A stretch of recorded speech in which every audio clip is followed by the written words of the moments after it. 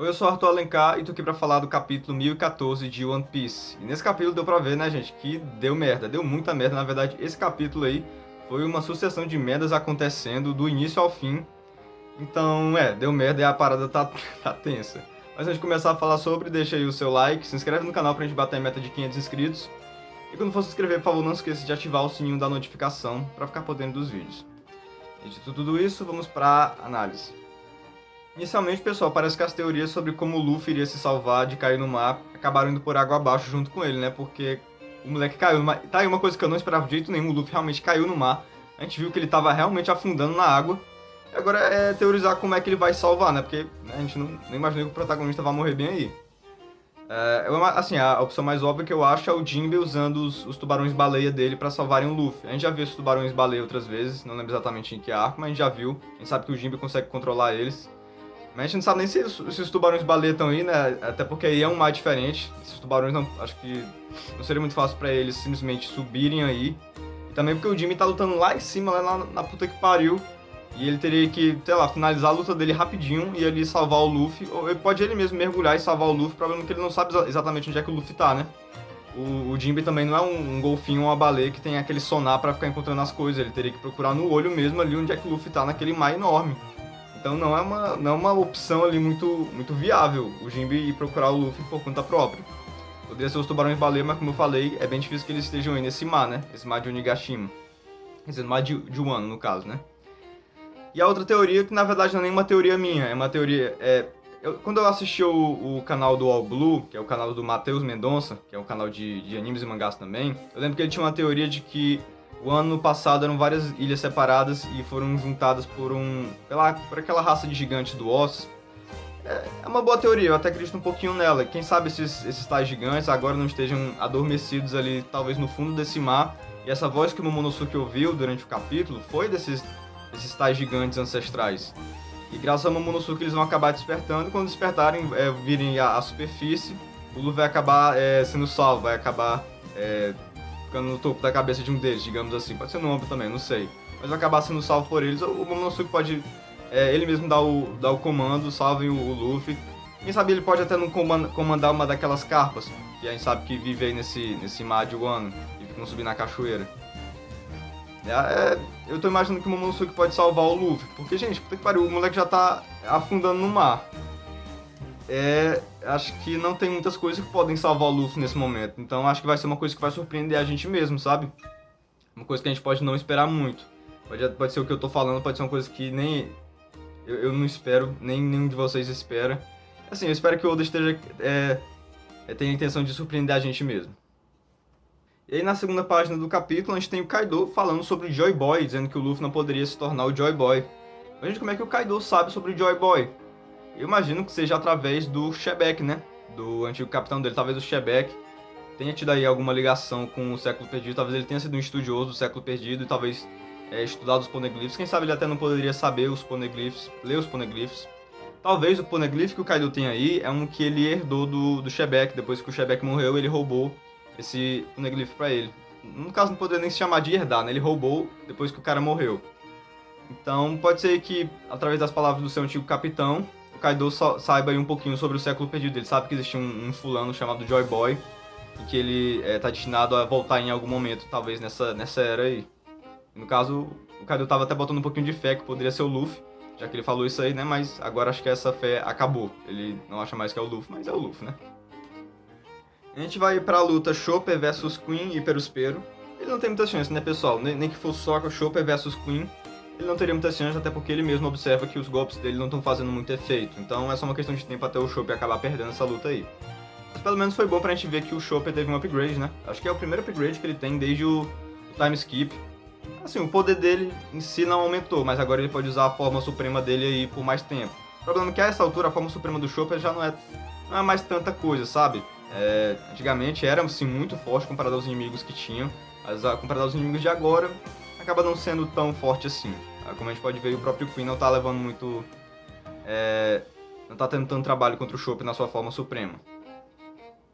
Mas quem sabe, talvez o Chopper use aí uma segunda Rumble Ball. A gente viu que quando ele usava duas Rumble Balls antigamente, ele ficava com as transformações confusas, né? Quando usava uma terceira, ele se transformava nesse monstrão aí e perdia o controle.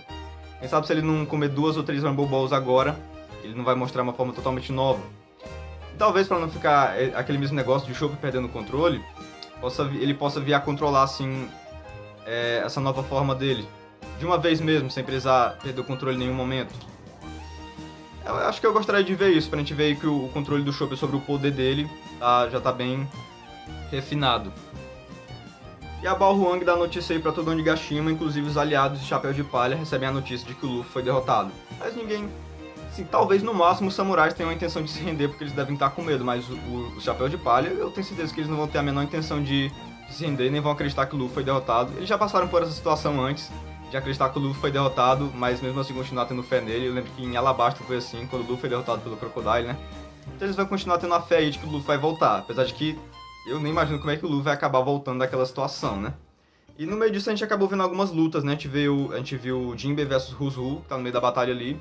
A gente chegou a ver Robin e Brook, mas a gente não viu a Black Maria, também não viu o Sasaki lutando contra o Frank. Mas a gente sabe que as lutas estão acontecendo. Considerando que a gente tá chegando aí à reta final dessa guerra, eu tô com medo de que algumas lutas, principalmente as que a gente mais quer ver, acabem ficando em off-screen. Tipo a luta da Robin. A gente tava tão feliz que a Robin ia ter um X1 finalmente, aí agora parece que o Oda quer deixar em off-screen, né? Cara, tá aí uma coisa que me deixaria decepcionado, porque eu não tenho interesse só de ver a luta do Luffy, a luta principal. Eu também gosto dos outros Chapéus de Palha, eu quero ver o Chapéu de Palha lutando. Aí vai, de todo Chapéu de Palha, a gente só vê a luta do Zop e da Nami, que é justamente a mais sem graça, que nem é eles que derrotam os inimigos dele. Então, eu espero que eu esteja enganado que o Oda realmente tem a intenção de mostrar cada uma das lutas. Nem que seja assim só o desfecho de cada uma delas, não precisa mostrar a luta inteira, né? Até porque a gente já tá vendo aí que a luta tá acontecendo e tá em off-screen.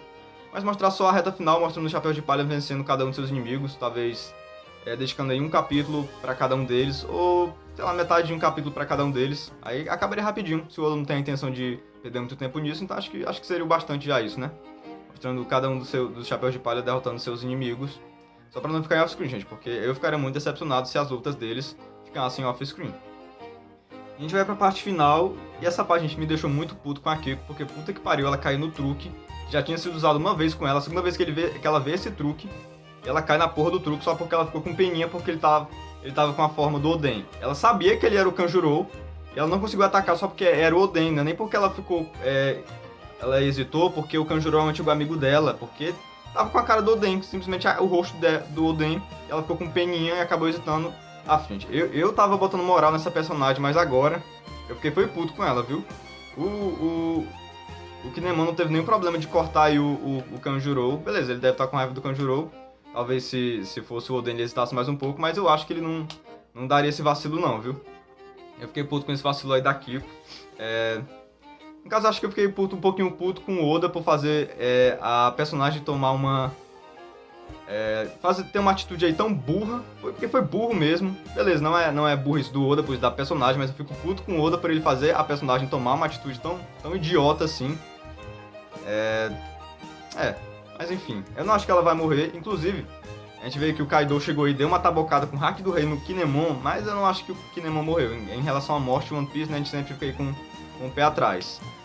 Mas, considerando que parece que todos os banhas vermelhas estão, digamos, tendo o seu fim aí nessa reta final, a gente já teve o fim do Ashura, agora da Kiko, do Kinemon, é bem possível que pelo menos um deles acabe morrendo, né, pessoal? Acho que pra dar um peso aí pra essa saga de um ano, é bom que tenha pelo menos um personagem morrendo. A gente já teve aí a morte do Kanjuro, que eu acho que ele realmente morreu, e a morte do Orochi, mas no caso eram inimigos, né, então não tem tanto peso assim. Então tô esperando a morte de pelo menos um dos aliados. Pode ser um dos Banhas Vermelhos, acho que eles são, mesmo que sejam personagens temporários em One Piece, não sejam assim tão importantes pra todo o panorama geral de One Piece, acho que eles se tornaram personagens queridos bastante pra a morte deles ter um peso grande aí nessa saga, né? Então, tô esperando a morte de pelo menos um deles. Agora, quem pode ser? Assim, acho que todo mundo aí que levou um golpe fatal, o pior foi o Kinemon, porque ele levou uma tabocada com o Haki do Rei, do Kaido. Então, acho que as chances dele morrer não são as maiores. Mas, assim, falando em chance de morrer em One Piece, acho melhor não se apoiar muito na lógica. Às vezes é mais pela vontade do Oda mesmo. E no quadrinho final, a gente vê que o Onigashima tá chegando à Terra. Não significa que vai chegar diretamente em na Capital das Flores, né? Ainda tem um percurso aí a percorrer, mas só para mostrar pra gente que a saga tá chegando ao final, né, pessoal? Eu dou aí mais, sei lá, uns 15 capítulos, talvez um pouco mais, né? Talvez uns 20 capítulos. Eu tô apostando mais nos 15 capítulos mesmo pra terminar essa guerra aí. Assim, pelo fato de faltar só 15 capítulos, é por isso que eu fico com medo de que as lutas dos Chapéus de Palha acabem ficando em off-screen, né, pessoal? Mas acho que dá tempo sim. Principalmente se o Oda não perder muito tempo em cada uma das lutas. Acho que dá tempo de mostrar cada uma delas. Eu tô tão interessado em ver essas lutas aí, principalmente a da Robin, né? Quanto ver a luta contra o Kaido. E a minha nota para esse capítulo é 9,2. Uma sucessão de merdas acontecendo, como eu falei no começo do vídeo, né? E agora vai começar a perseguição do Kaido. Gente, o Momonosuke está sendo protegido só pela Shinobu. E o próprio Momonosuke observou aí que ele não poderia morrer de jeito nenhum nessa guerra, porque, quer dizer, toda a vida dele. Ele não pode morrer agora porque ele descobriu que ele é mais do que ele imaginava. Ele tem um papel muito maior do que ele imaginava. Não é só simplesmente de ser o Shogun de Wano. Ele tem um papel muito maior, que a gente não sabe exatamente qual é, mas é, é um papel importante. Ele tem o mesmo poder do Luffy de ouvir a voz de todas as coisas. Enfim, a gente vai descobrir mais sobre isso aí, talvez na próxima saga, ou ainda nessa saga mesmo. Então, talvez a gente tenha Yamato contra Kaido, pelo menos assim, a Yamato segurando um pouquinho o pai dela. Eu tava esperando pelo menos mais uma cena de Yamato e Kaido, né, pessoal? Pra gente ter aí um momento pai e filha, ver que pra Yamato ver que o Kaido realmente não dá a mínima pra ela, pra gente ver aí um momento do Kaido dizendo que ela não significa nada pra ele, que ela é uma decepção pra ele. Então, vamos esperar aí o que que o Oda tá planejando pra essa saga. Tá começando a ficar imprevisível, né? Puta que pariu, o negócio do Luffy caindo no mar é uma coisa que eu não esperava de jeito nenhum, então vamos ver mais aí o que que o Oda tá planejando pra gente. Então é isso, vou ficando por aqui. Deixa aí nos comentários o que você achou desse capítulo e o que você acha que vai acontecer nos próximos. Também não esquece de deixar o seu like, se inscrever no canal e ativar o sininho da notificação. E se puder também, compartilhe esse vídeo aqui com seus amigos que também leem One Piece. Isso ajuda bastante e eu ia ficar bastante grato, beleza? Então tchau, um beijo, até a próxima.